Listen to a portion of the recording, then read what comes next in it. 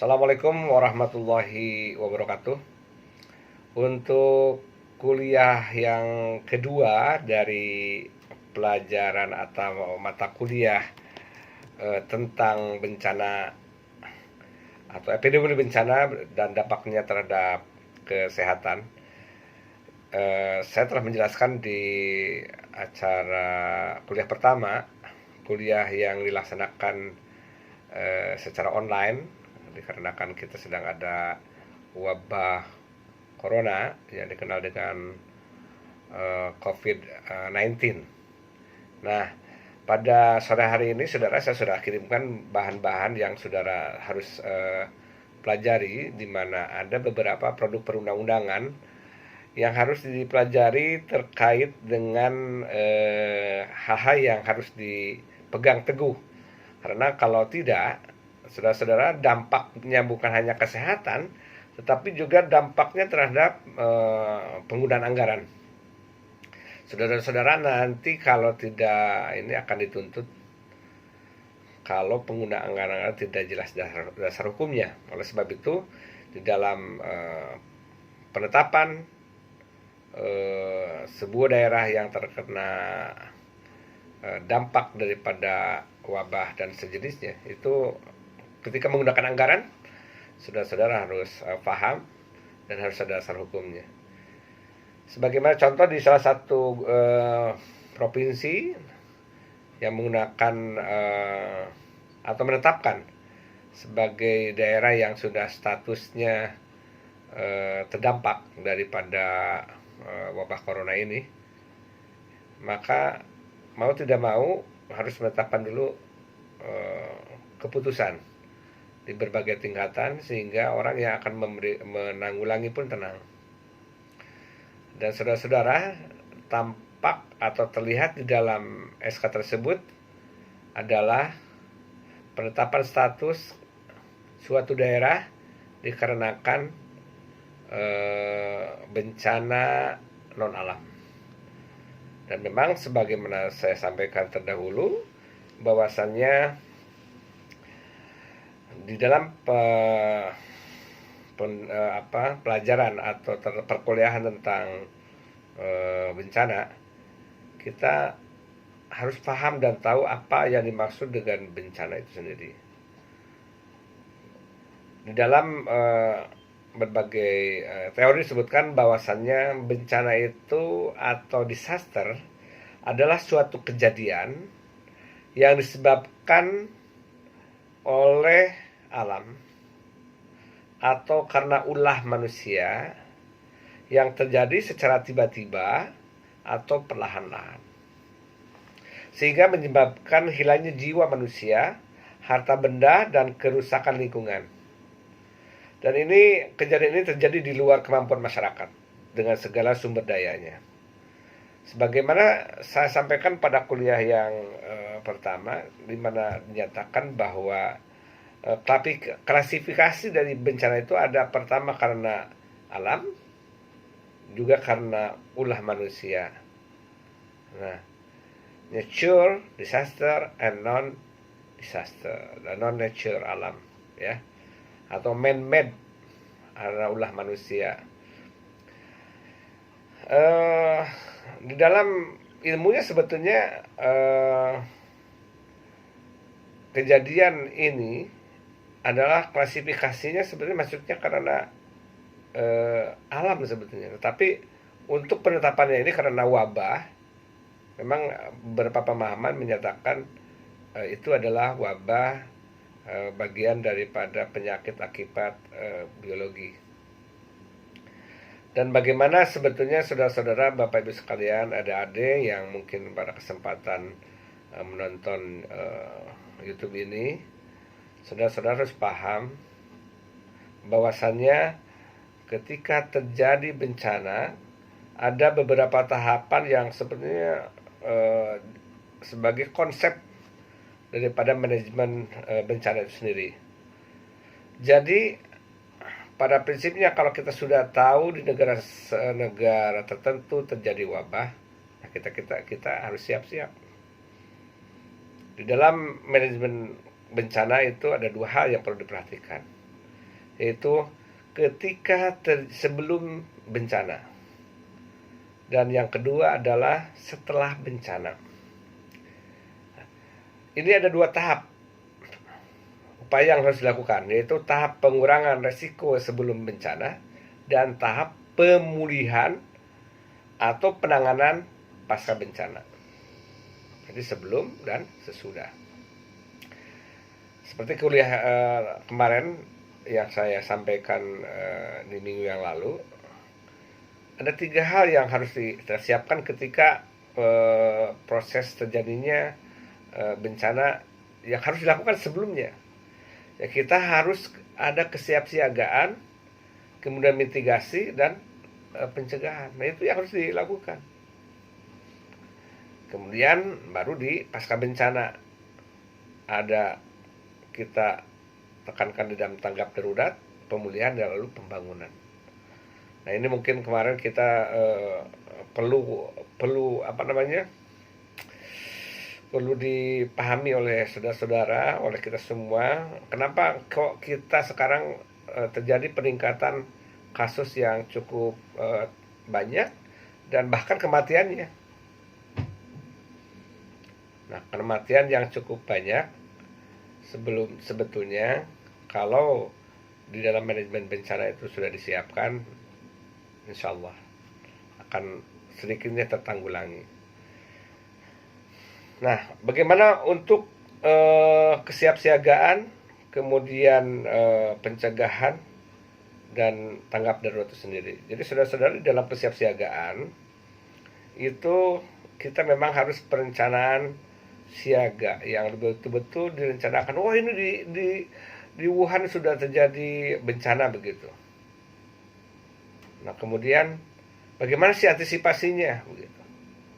Yang ternyata memang corona itu cukup dahsyat, bahkan Indonesia masih ketika kuliah saat ini masih sekitar puluhan, tetapi Italia itu udah ribuan yang meninggal. Nah, oleh sebab itu di dalam kita menanggulangi bencana, dan ini sudah masuk bencana karena kan sekarang pun ketua gugus tugas juga Bapak Kepala BNPB, dan untuk juru bicaranya memang dari Kemenkes Bapak Dirjen P2P. Nah, di dalam beberapa tahapan yang tadi saya sampaikan, jadi ada kesiapsiagaan, pencegahan, mitigasi, darurat, tanggap darurat, dan pasca darurat. Nah, di dalam bencana itu terkait dengan apapun seperti sekarang terjadi wabah dan sebagainya adalah upaya-upaya yang dilakukan melalui beberapa tahap, ya. Saudara-saudara, kemarin sudah saya sampaikan melalui PowerPoint. Saudara-saudara harus paham apa itu mitigasi, ya. Mitigasi yaitu perencanaan kesiapan dan pencegahan. Kemudian ketika terjadi tanggap darurat, kita harus membuat kajian, rencana operasi dan bantuan darurat. Nah, ini dikenal ada lockdown dan sebagainya. Itu keputusan pemerintah lebih kuat lagi karena banyak ahli di sana. Ada istilahnya itu ada KSP, komite atau komite KSP itu khusus yang mendampingi pemerintahan dan presiden untuk memberikan masukan-masukan. Kita harus percaya kepada pemerintah, ya. Kemudian baru rehabilitasi. Nah, ini masih agak panjang ini karena terjadinya virus corona ini. Dan kita harus mengikuti arahan pemerintah 14 hari harus di rumah minimal sekarang. Kemudian mungkin kalau masih belum ini diperpanjang, seperti Gubernur DKI itu sudah menetapkan hal-hal yang penting mulai tanggal 20 sampai 2 April itu untuk melakukan hal yang lebih kuat lagi, bukan hanya sekolah diliburkan tetapi pegawai juga diliburkan, diusahakan, ya. Bahkan di luar negeri lebih parah lagi. Di luar negeri itu kalau ada orang yang berkeliaran karena melanggar aturan yang ditetapkan oleh pemerintah, ya kena hukuman. Malaysia 6 bulan kurungan, di Italia berat lagi, ya. Dan mudah-mudahan Indonesia istilahnya dapat segera tertanggulangi. Semua yang namanya manajemen tentang bencana ini, saudara-saudara harus paham. yaitu bagaimana membuat kajian. Jadi kita harus membuat kajian dulu, bukan hanya langsung bicara sebagainya, tapi pasti harus ada kajiannya. Yang kedua, harus membuat koordinasi, melaksanakan koordinasi. Yang ketiga, manajemen informasi nih yang sekarang tuh banyak hoax dan sebagainya, itu harus harus ada manajemen informasi yang harus ada corongnya. Makanya pemerintah sudah menetapkan Bapak Dr. Pak Ahmad Yuryanto itu menjadi juru bicara pemerintah, dan kita harus tunduk patuh, jangan membuat atau mengedarkan berita-berita yang sifatnya hoax. Saring sebelum sharing, ya, karena hoax itu adalah kecepatan jari nih, klik lebih cepat daripada kecepatan otak. Selanjutnya, saudara-saudara, kalau nanti masuk di dalam tim, harus paham bagaimana memobilisasi sumber-sumber daya yang ada untuk semuanya difokuskan untuk penanggulangan semacam wabah corona ini. Karena semua sudah 136 negara atau berapa itu sudah kena ini.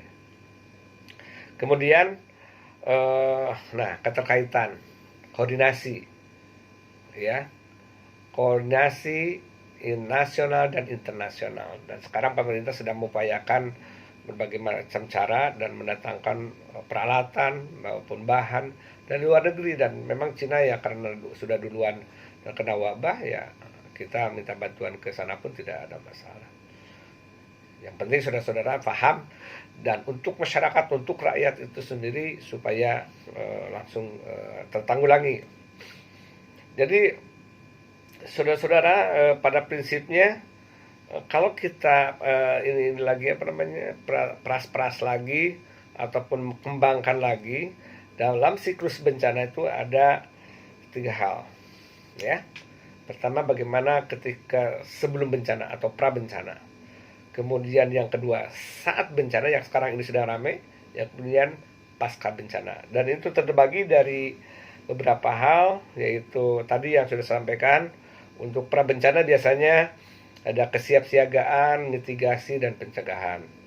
Dan saat bencana itu tanggap darurat yang dikuatkan. Dan pasca bencana adalah 2, yaitu pemulihan dan rekonstruksi. Dan saudara-saudara, kenapa kok terjadi upaya-upaya yang harus dilakukan? Karena ada sifatnya keadaan darurat. Dalam ilmu bencana itu ada kesiapan keadaan darurat, yaitu suatu keadaan atau situasi yang tidak menentu, yang mengancam sekelompok masyarakat atau masyarakat luas dan memerlukan respon penanggulangan segera dan memadai serta di luar prosedur rutin. Jadi memang ini kejadian bencana wabah ini memang harus dilakukan suatu hal yang sifatnya kedaruratan. Dan juga kita akan mengenal di dalam bencana itu tanggap darurat. Tanggap darurat bedanya dengan tadi keadaan darurat, yaitu tanggap darurat itu upayanya, itu bukan keadaan tapi upayanya. Upaya yang dilakukan secara cepat, tepat pada saat kejadian bencana untuk menanggulangi dampak yang ditimbulkan, terutama berupa penyelamatan korban dan harta benda, evakuasi dan pengungsian. Bagaimana hal yang harus disampaikan atau dilakukan dalam kegiatan tanggap darurat? Kalau bencana alam pada umumnya, yaitu ada berapa ya? Ada sekitar 10. Yang pertama adalah manajemen dan koordinasi. Yang kedua perlindungan, penerimaan dan pendataan. Ketiga adalah kesiapan pengadaan nutrisi. Yang keempat adalah logistik dan transportasi. Kemudian yang kelima penampungan sementara. Seperti sekarang ada penampungan sementara nih yang ditetapkan oleh pemerintah. Misalnya di Pulau Galang sedang dibangun, kemudian di Wisma Atlet di Kemayoran itu sudah disiapkan. Kemudian air bersih, sanitasi lingkungan, pelayanan kesehatan, pelayanan masyarakat, dan jangan lupa masalah pendidikan. Itu di bencana pada umumnya. Tapi kalau kejadian sekarang di corona, yang fokus di dalam pengawasan ada pasien dengan pengawasan, ada OPD atau orang pengawasan dan lain sebagainya. Itu pemerintah sudah menetapkan hal yang terkait dengan penanggulangan corona. Jadi saudara-saudara sekalian saya hormati, sekali lagi, apa sih yang paling penting adalah kita sebelum bencana, Ketika bencana dan pasca bencana itu harus terencana dengan baik. Dalam manajemen bencana yang paling penting adalah tadi koordinasi dan informasi. Kalau informasi kalah oleh hoax, waduh tambah parah lagi. Yang pusing itu penyakitnya sudah tertanggulangi, hoaxnya masih berkeliaran, itu yang jadi masalah. Ya, saudara-saudara sekalian yang saya hormati, mungkin itu yang dapat sementara saya sampaikan. Untuk selebihnya saudara-saudara bisa baca slide yang saya sudah kirimkan kepada saudara-saudara, dan mungkin menjadi pelajaran buat kita semua dalam menanggulangi bencana ini. Dan mungkin yang perlu penekanan lagi di sini tentang manajemen koordinasi ya. Untuk manajemen koordinasi, saudara-saudara bisa kita perhatikan ada beberapa hal. Di dalam bencana itu ada istilah manajemen dan koordinasi tadi ya. Manajemen koordinasi itu dari sejak terutama itu dalam dalam masa sedang bencana, status bencana. Jadi ada 3 hal yang perlu diperhatikan, yaitu mengenal dengan istilah manajemen tanggap darurat. Pertama adalah komando. Komando sudah ditetapkan oleh pemerintah, ada ketua Satgas Gugus Tugas seperti corona ini adalah ketua BNPB. Juru bicaranya adalah dari Kemenkes, Dirjen P2P. Itu sudah komando. Kontrol, pengendalian. Pemerintah melakukan pengendalian yang dilakukan bagaimana supaya tidak menyebar. Jadi perintah atau kontrolnya itu sudah jelas, terutama di BNPB dan Kemenkes, dan juga koordinasi semua, termasuk bagaimana pemenuhan kebutuhan sumber daya manusia, bahan-bahan dan sebagainya, yang sekarang memang kita jangan terlalu pesimis kepada pemerintah. Pemerintah sudah berupaya sekuat tenaga untuk penanggulangan bencana. Dan bagaimana sih sebetulnya ketika terjadi bencana? Bukan masalah corona ya, tetapi ketika bencana pada umumnya memang kita harus mendirikan posko dan jangan lupa membuat tim reaksi cepat. Ya, kenapa perlu tim reaksi cepat? Ya, terutama dalam mengurangi kesakitan, kematian dan lain sebagainya. Nah, ini biasanya dikoordinasikan kalau bencana pada umumnya yaitu oleh BNPB ya, ada Bakornas, Satkorlak dan lain sebagainya. Dan yang kedua adalah bagaimana kita punya upaya-upaya di dalam bencana itu, perlindungan dan pendataan. Nah, orang epidemiologi ya itu sifatnya ke pendataan, dan orang Kesling ke perlindungan. Perlindungan apa? Harus menyediakan air bersih dan sebagainya, sanitasi dan sebagainya ya. Jangan karena setelah bencana justru banyak kematian ya atau kesakitan. Apa yang perlu dilakukan dalam perlindungan dan pendataan? Pertama adalah evakuasi korban yang masih hidup dan meninggal. Nah, itu ya. Peran kesehatan sangat penting, memberikan pertolongan dan perlindungan bagi korban selamat. Jangan sudah selamat malah meninggal dunia, tetapi yang selamat supaya tetap sehat ya. Kemudian menerima dan memberikan tempat penampungan sementara. Kemudian mendata dan mencatat, itu orang EPID. Casting juga jangan lupa ya, catat kebutuhan sarana air bersih dan sebagainya. Kemudian mencatat dan mendata dalam rangka apa? Supaya pelayanan sangat ini kan. Yang terpenting lagi adalah bagaimana pangan, logistik transportasi, kemudian penampungan sementara, dan khusus untuk Kesling ini ada hal yang paling penting, yaitu air bersih ya. Air bersih, saudara-saudara harus menyediakan air bersih yang diarahkan guna untuk mandi, minum, cuci, masak dan sebagainya ya. Jangan sampai terjadi kekurangan air bersih, kemudian terjadi KLB dan sebagainya di tempat penampungan dan sebagainya. Untuk itu diperlukan beberapa hal, yaitu bagaimana volume dan kualitas air yang memenuhi syarat, sistem penampungan, pengolahan, penyaluran dan distribusinya. Itu yang penting untuk saudara-saudara yang sanitarian atau tenaga Kesling ya. Dan untuk sanitasi lebih menekankan kepada penyediaan sarana MCK ya, sesuai dengan kebiasaan pengungsi daerah asal. Sarana MCK juga harus mudah, harus diperhitungkan risikonya dengan jumlah dengan pengungsi, kemudian juga pengolahan sampah diatur, jangan sampai ada penumpukan, ada pengumpulan, pembuangan TPS, TPA dan sebagainya ya. Selebihnya pasti terkait dengan pelayanan kesehatan ya, khusus yang untuk kejadian corona seperti sekarang itu, tenaga kesehatan semua harus terjun langsung, dari dokter, perawat, dan tenaga kesehatan lainnya. Kenapa? Yang penting adalah mengurangi kematian. Selain promosi-promosi upaya-upaya pada pemerintah, upaya-upaya dari pemerintah kepada masyarakat supaya mengurangi mengurangi kontak, berkumpul dengan orang banyak. Sekarang